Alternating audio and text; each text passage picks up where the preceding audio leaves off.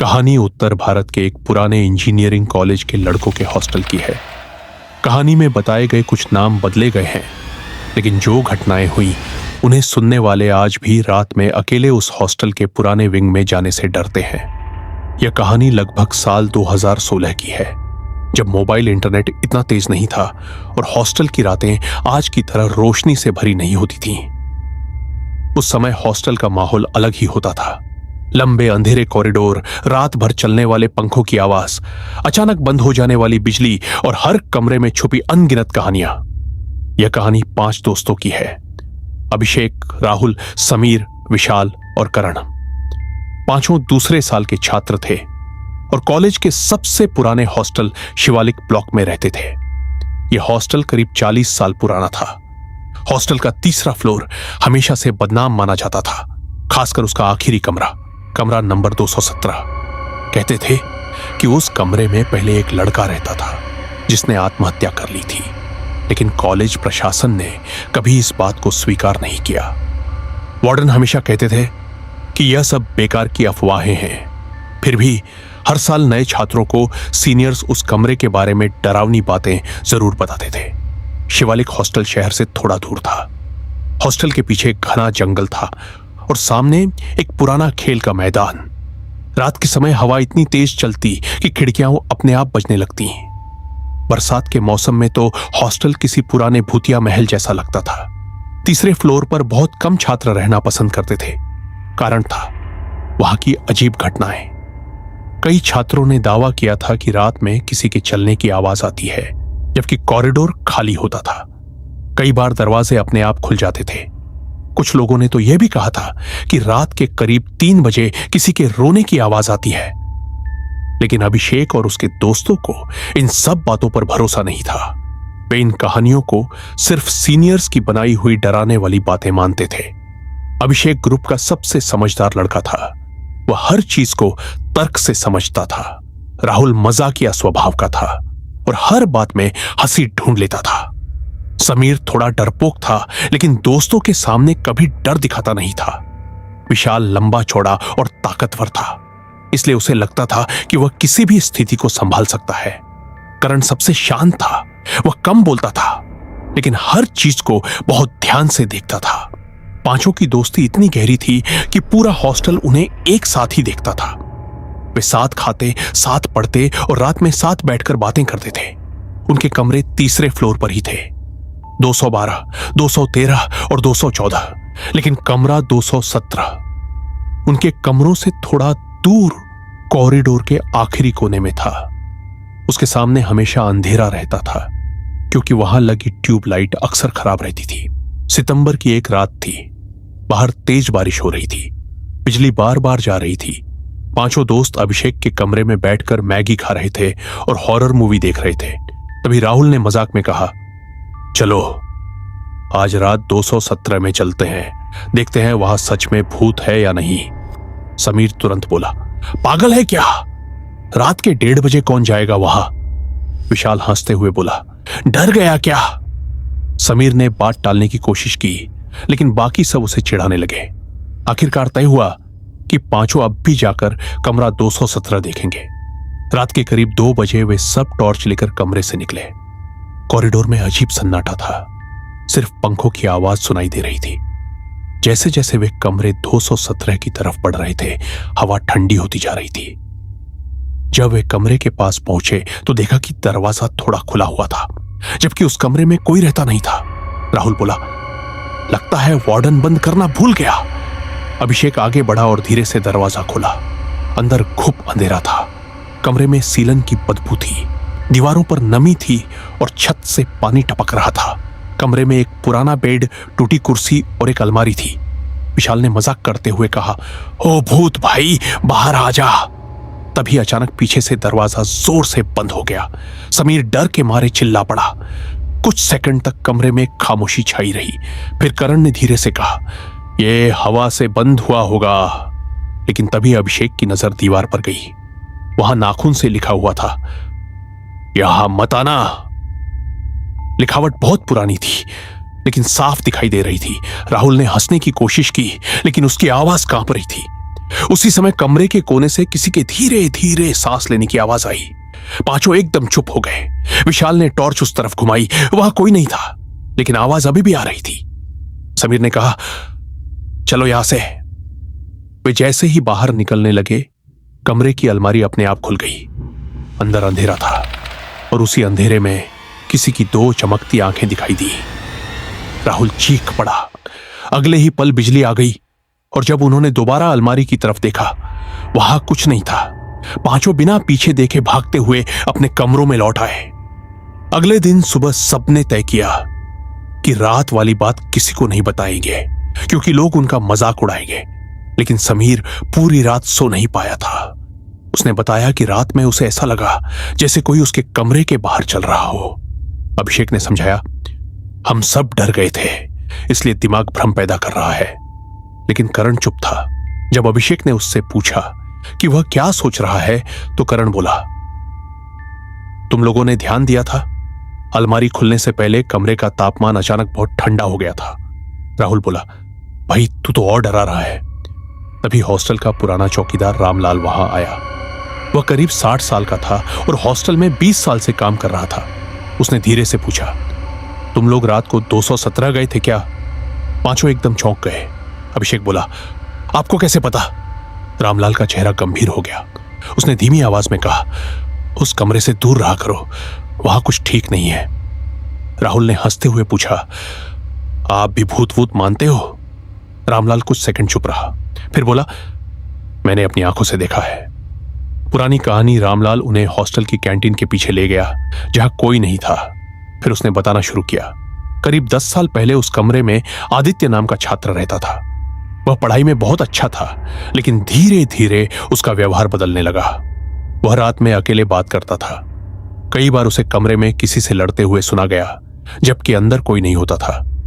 एक दिन उसके रूममेट ने हॉस्टल बदल लिया, क्योंकि उसने दावा किया था कि रात में आदित्य किसी अदृश्य इंसान से बात करता है। फिर एक रात आदित्य अचानक गायब हो गया।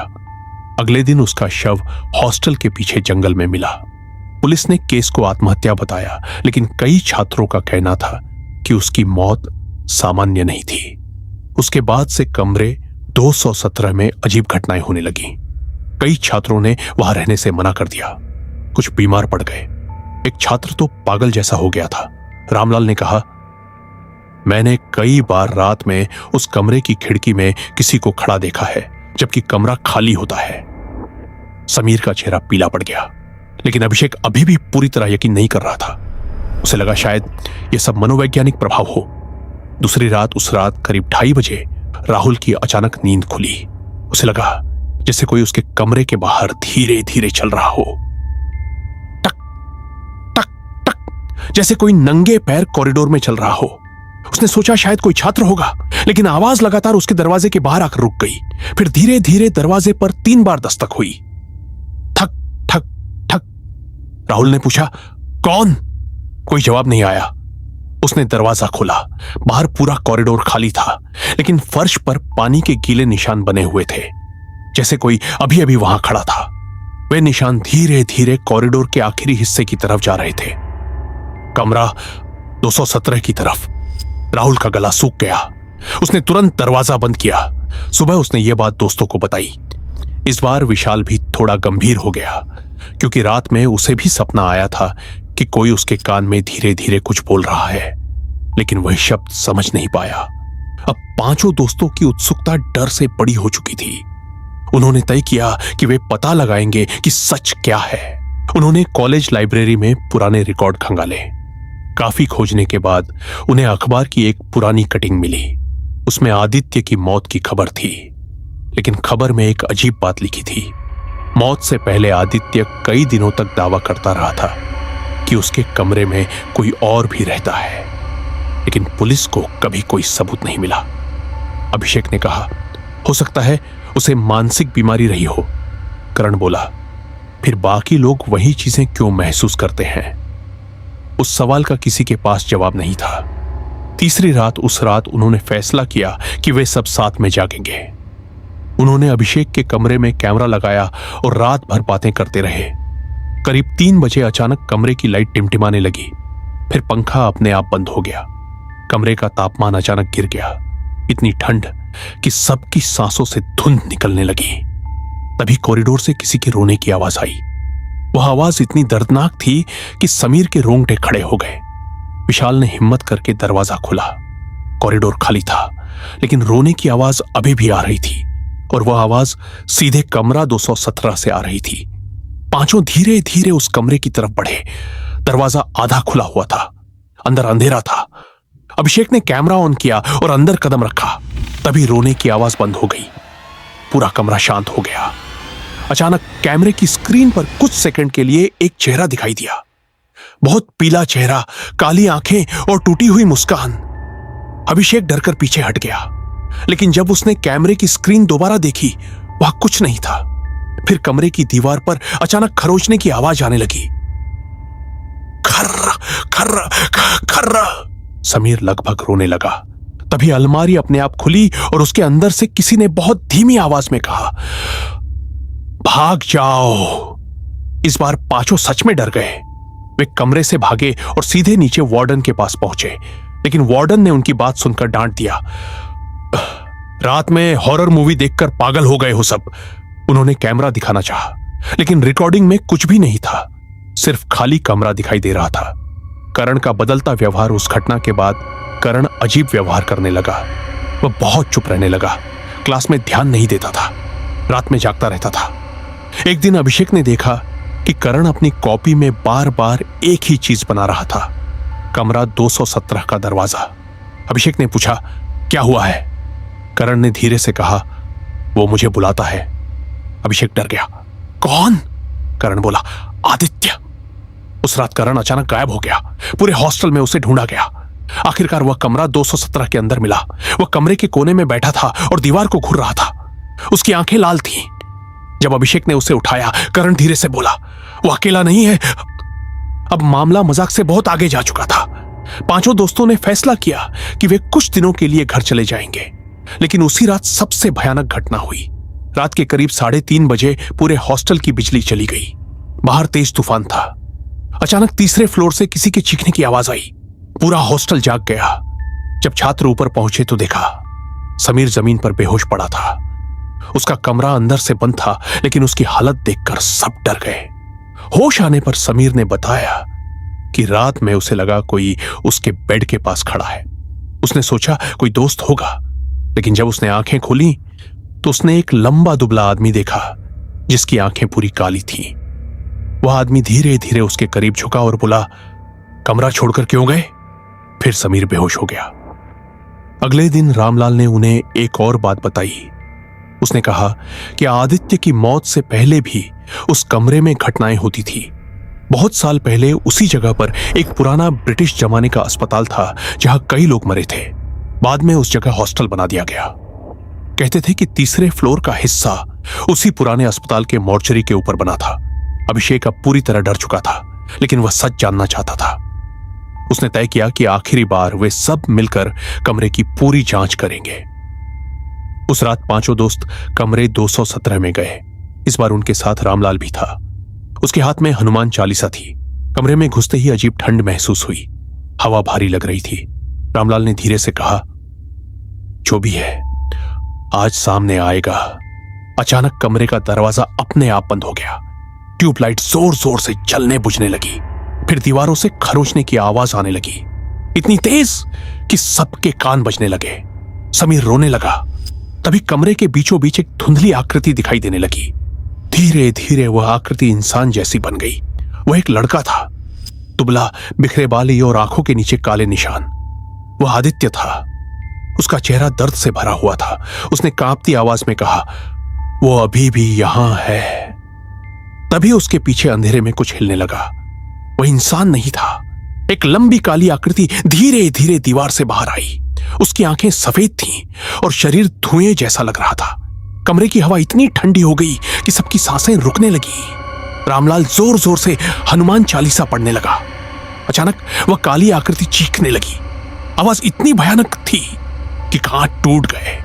फिर पूरा कमरा हिलने लगा। विशाल ने दरवाजा खोलने की कोशिश की, लेकिन दरवाजा नहीं खुल रहा था।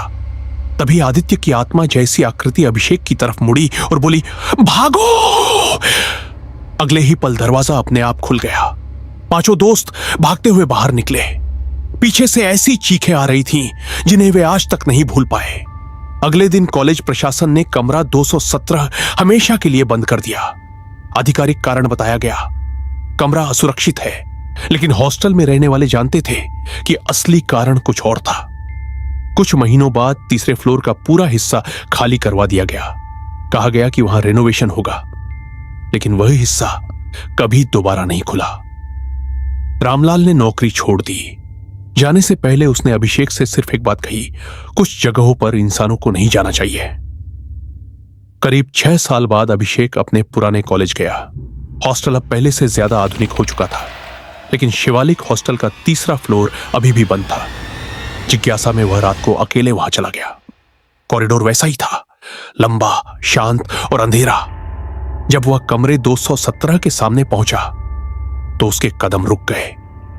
दरवाजे पर जंग लगी हुई थी, लेकिन उस पर ताजा खरोंच दिखाई दे रही थी, जैसे किसी ने हाल ही में अंदर से दरवाजा खुरचा हो।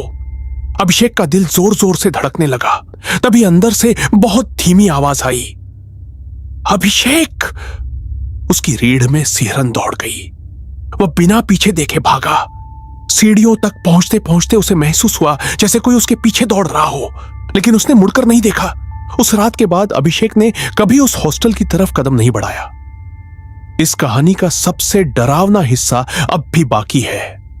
कुछ साल पहले कॉलेज के एक कर्मचारी ने बताया कि रात में तीसरे फ्लोर से अब भी आवाजें आती हैं। कई गार्ड वहां ड्यूटी करने से मना कर चुके हैं।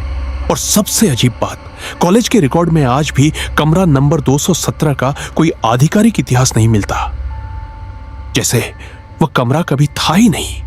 लेकिन शिवालिक हॉस्टल के पुराने छात्रों से पूछो तो वे आज भी उस कमरे का नाम सुनते ही चुप हो जाते हैं, क्योंकि कुछ डर सिर्फ कहानियां नहीं होते। शायद कमरा नंबर 217 आज भी किसी का इंतजार कर रहा है।